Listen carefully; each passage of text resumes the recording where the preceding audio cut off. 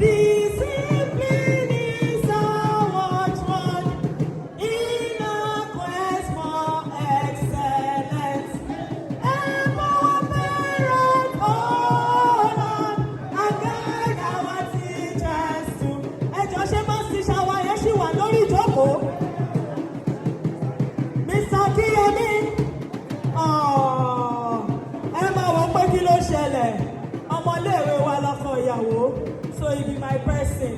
Àjọlọ secondary school ni àwọn ọmọ secondary school wa ló dẹ̀ wá ń bí báyìí. Óyá oríire kan rẹ̀ tẹ̀yìn o àwa gangan.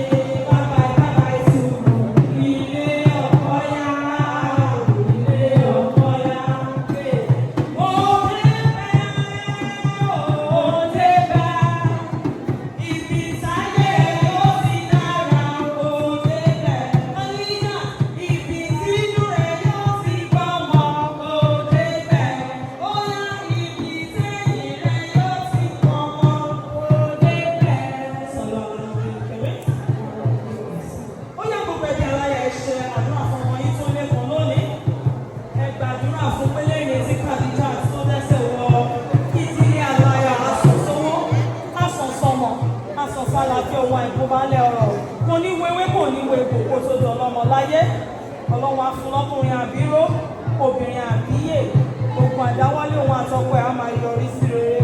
Láhàólá wàlà wátá ìlànà rẹ̀. Ó yá dádì. Àmín. Dádì, ẹ mú fèlì yẹn ní sáìdì bí tẹ́ ẹ wà.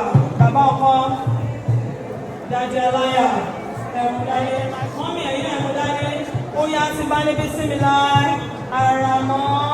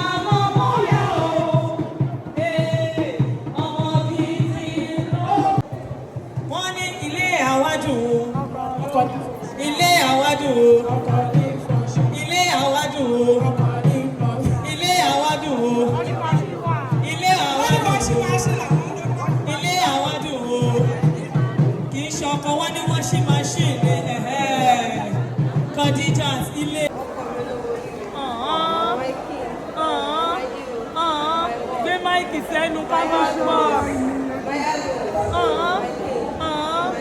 Ó pọ̀, ó pọ̀, ó pọ̀, ó pọ̀.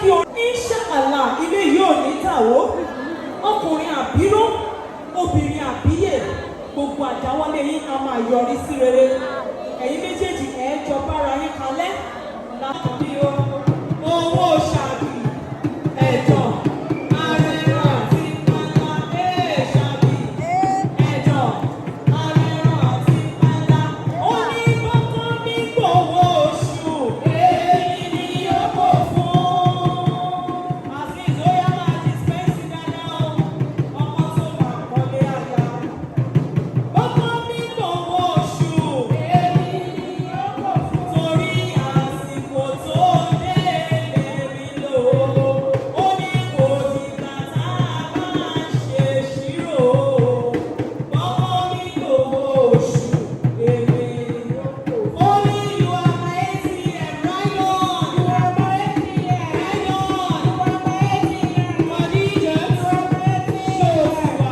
okay Khadija show ti wà okay olóhùn ti wà okay satisfaction Khadija ni priority tèmi